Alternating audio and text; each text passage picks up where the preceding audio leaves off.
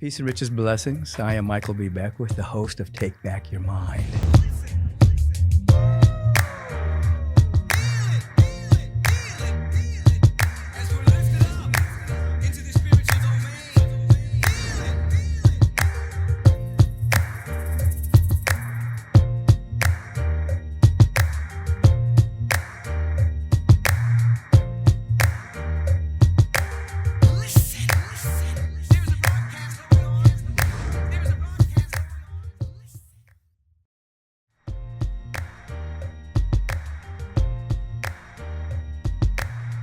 Peace and blessings, everyone. I'm Michael B. Beckwith, and welcome back to Take Back Your Mind, Life Question of the Week. Thank you for tuning in. Question today is coming from Benjamin. He's in Athens, Georgia, by the way. He says, I'm a busy physician who's married with 3 wonderful children, been on a journey of spiritual awakening. Although I've grown significantly since beginning my journey, I'm struggling to maintain a consistent daily spiritual practice and feel a bit stalled at this point. I would love your advice on how to develop and sustain a meaningful spiritual routine amidst the demands of a full work schedule and family life. Do you think there is a minimum practice for those chaotic days that seem to need more than 24 hours? How can I stay present and centered when juggling so many responsibilities? Thank you for your time and your wisdom. Let me see, you said something up here early, okay? How can I stay present and centered when juggling with so many responsibilities? So the spiritual practice that I'm going to encourage you to practice, obviously the first one is meditation. Now, the way you look at it, because in the beginning of learning how to meditate, you're trying to squeeze your meditation practice into a busy life. As you mature, you're basically surrounding your life around meditation. How do you do that? The same way that you take a shower in the morning or a bath, same way you brush your teeth. You do certain things, and then your life revolves around that. Your breakfast, you're getting ready to go to the office. Everything revolves around that shower. Everything revolves around that brushing of the teeth. So what you want to begin to do with your mindset is to put meditation and prayer in that same category of my life revolves around this. And then you take a few moments of pure stillness with an intention to grow, develop, and unfold as your art and science of meditation. You don't have to start off with 2 hours, 4 hours, even an hour. You just stop, you center yourself. You know, you may want to go and get the theme of the month off of the agapelife.com website page. Something that you can read that just focuses your attention on growing spiritually and having a beautiful day. Then you go and you meditate. So you don't want to tell yourself, I'm too busy to do this. Basically, you're too busy not to do this. Why? You have 3 children. You have a mate. You have a place of employment. There's a lot of stuff going on. And you want to be able to be centered as you are being called upon to show up presently in those different areas of your life. The best way to show up as yourself is to meditate, or else you'll show up as your traumas. You'll show up as your unhealed areas of your life, things you're upset about. You'll show up differently. And then the family life will be kind of chaotic as well. So if you reframe your spiritual practice to a non-negotiable as you taking a shower before you go out into the public, something will begin to happen in your life that will provide space for the meditation. Your life is dynamic, but this would provide space for it, just based on that intention. Please do so. We need conscious people out here. Conscious people generally emerge from the art and science of meditation. You can be this. You can do this, Benjamin. Thank you for your magnificent question. Our next question comes from Tasia. She says, I'm 25 years old. I think we should say I'm 25 years young. 25 it's a young tyke. It's beautiful. But the fact that you're writing me, and the fact that you're a part of this family is beautiful at this age. 25 years old, and I recently moved a few hours away from home to move in with my best friend with the hopes of us saving money and conquering life together. I started my spiritual journey a few years ago, and when I started questioning what was real and what was true, and things just started to unfold. Over time, I've learned to listen to my intuition, and I can feel myself changing, healing, and growing into the woman I am meant to be. The issue is this. I often help out my family and friends by sending them money when they need it. I say no at times, but 90% of the time, I help them. Even though my job is not a high-paying one, I've always felt that if I had money, I should give it, and that people are generally doing the best they can. But now, I'm settling into a new life and have so many things I'm striving for. At least once a month, someone is asking money for gas bills, etc. Sometimes I feel a huge weight on my shoulders. I feel like I'm pushing towards a better life, but I'm getting pulled back. And I can't see God's will in all of this. Nevertheless, I am grateful that my needs are met every single day. How can I balance trying to live up to my fullest potential when people I'm closest to may not be doing the same? This is beautiful, Tasia. Let's start with a couple of things. My best friend with the hopes of us saving money, conquering life together. So one, you're having an intention to save money. Two, you want to conquer life together. We want to get rid of the word conquer. We want to embrace life together. There was, just for a psychological, you're not trying to conquer life. You're trying to flow with life. Example, a number of years ago, there was an individual that climbed Mount Everest. And the Western newspaper said, man conquers mountain. The Eastern newspaper said, man embraces mountain. It was a different psychology. From the Eastern technology of meditation and devotion, he embraced the mountain. From the Western consciousness of getting and attaining, acquiring, he conquered the mountain.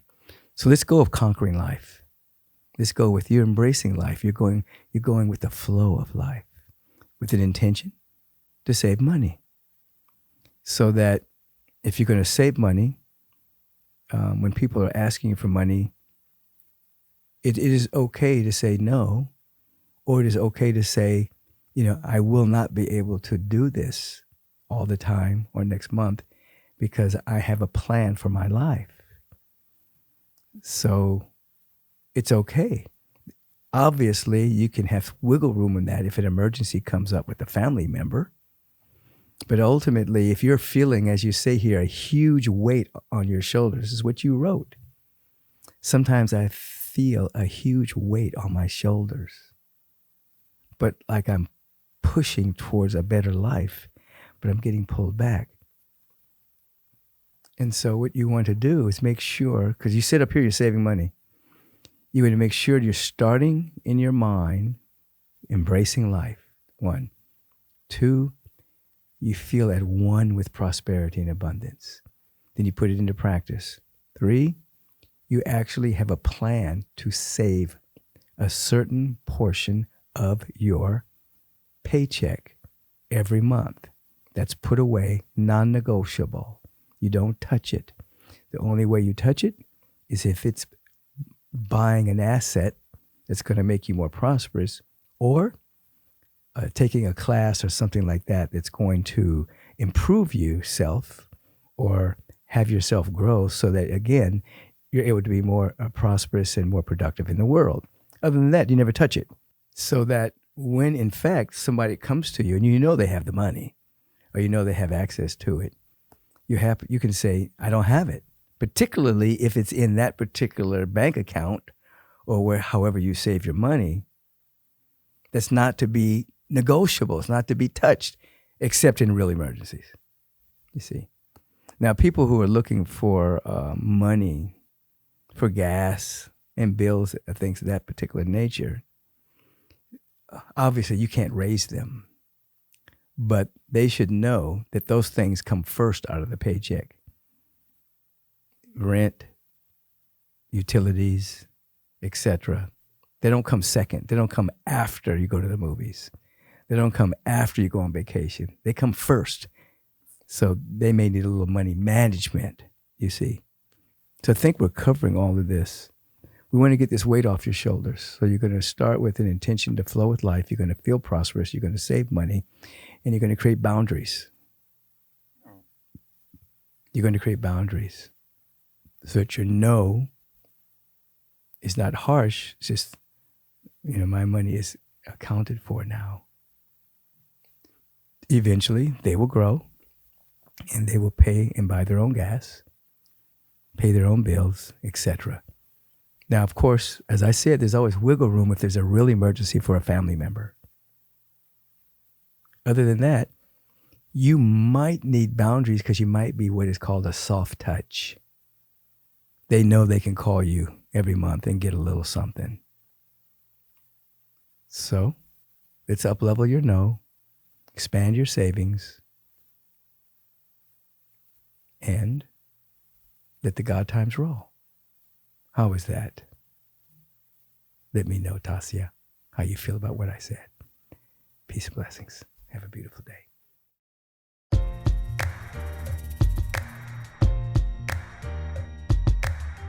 Peace and dynamic blessings. Many of you have written letters about how much you really appreciate the Take Back Your Mind podcast and the life questions. So appreciate those letters. Now, our particular program here, these episodes, it's powered by spiritual purpose, but it also has powerful sponsorship. The primary sponsor is Agape International Spiritual Center. So everything that goes on here, Agape is behind it. So what I want you to do, I want you to support the Take Back Your Mind podcast. Go to agapelive.com, make a donation, put a little indication that you're supporting the podcast in that donation, or text the word give to 424-321-6243.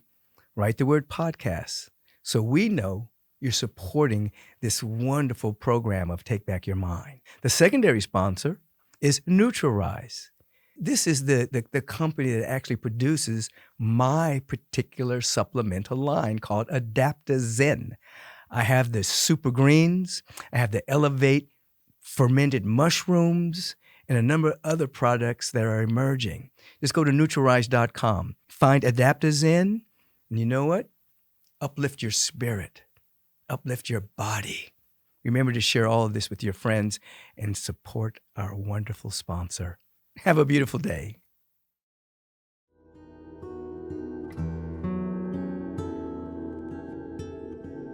Dynamic blessings to you, and this is perhaps one of the most important moments of your day where you're inviting yourself to pull your attention away from the world of appearances and the world of coagulated thought forms, and to go deeper into yourself, to have a greater awareness of who and what you really are.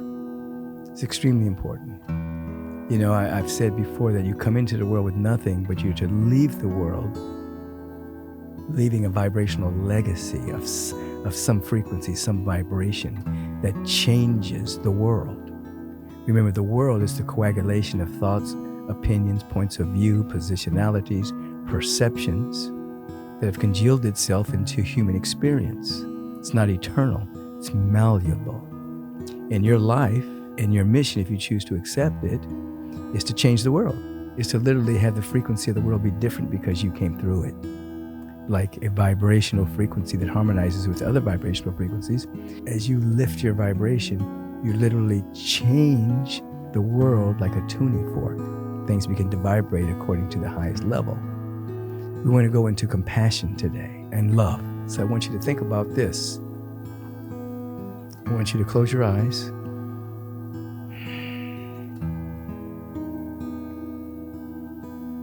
And I want you to begin to have an awareness of such gratitude that you exist at all.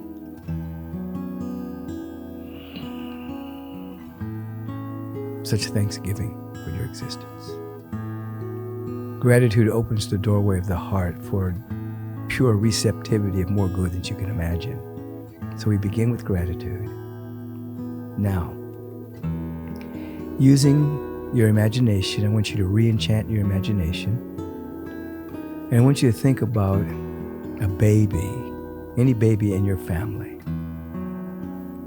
Maybe you had a child. Maybe you have a cousin or a brother or a sister or an auntie who had a baby.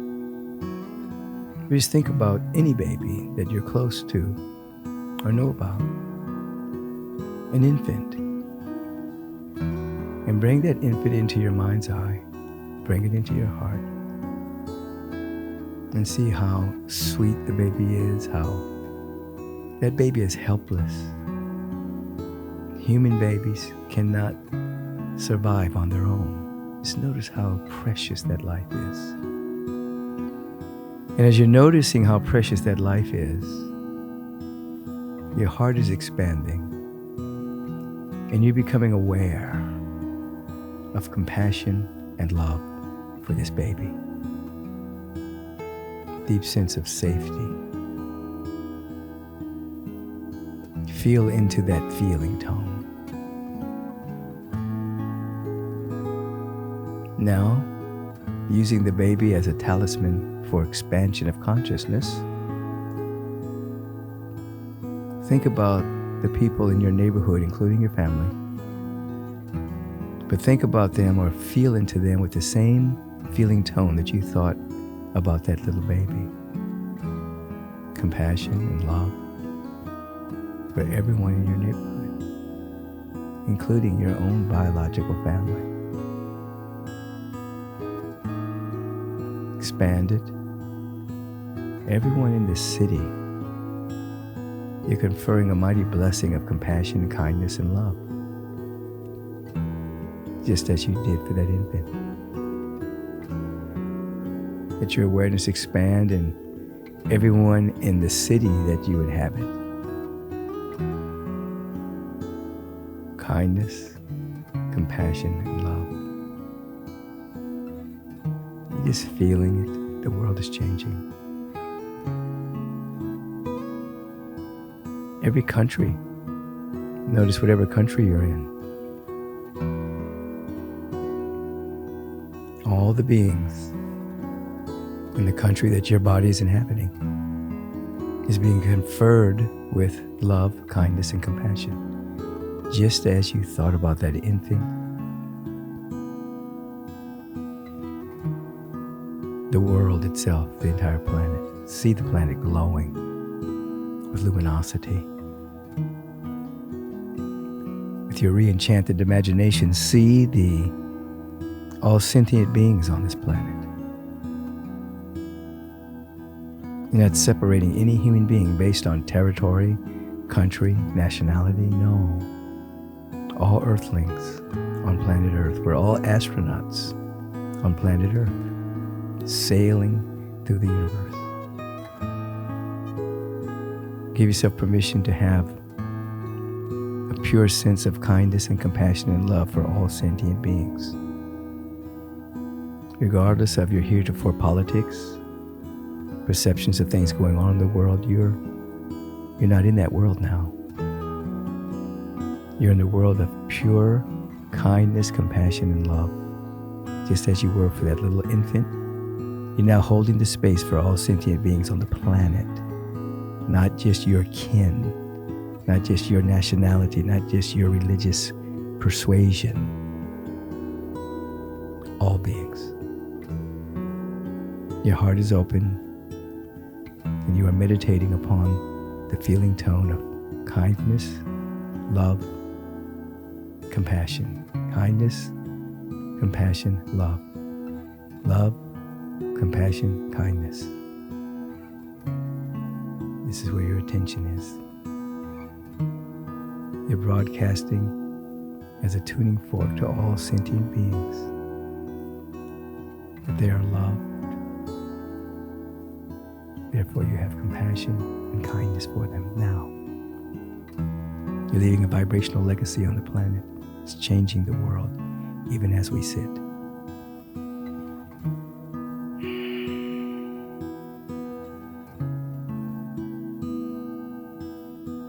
Be still in this.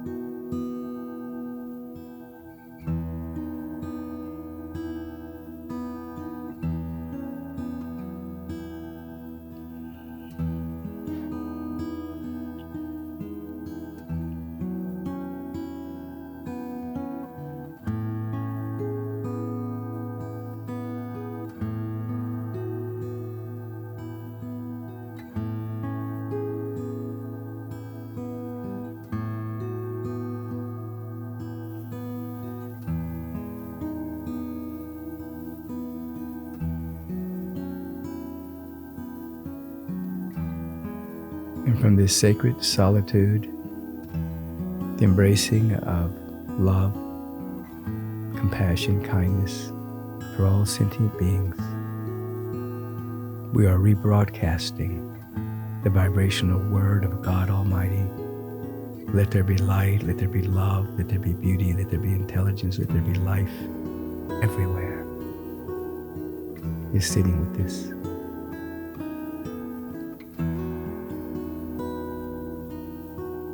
And we are giving thanks that this is so. And we give ourselves permission to walk in this vibrational world even now, even before it fully manifests. We walk in it now. Anchor it with every step, every thought, every word, and every action. And so it is. Amen.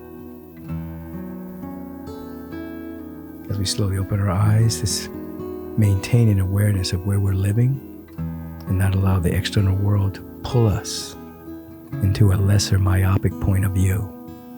You're free now. Maintain your freedom. Stay strong in your liberation. Continue your practice. Have a beautiful day. Peace and blessings. Your time is very valuable, so I want to thank you for tuning in to Take Back Your Mind. If you want to submit a life question, please do so. Email us at podcast@michaelbeckwith.com, and perhaps one day I'll be answering your question that will touch the lives of so many. If you've enjoyed the show, you might as well submit a 5-star review. You might as well tell your friends and family. Let's spread the love. Until we meet again, maintain your awareness. Take back your mind. Because when you take back your mind, you take back your life. Peace and blessings.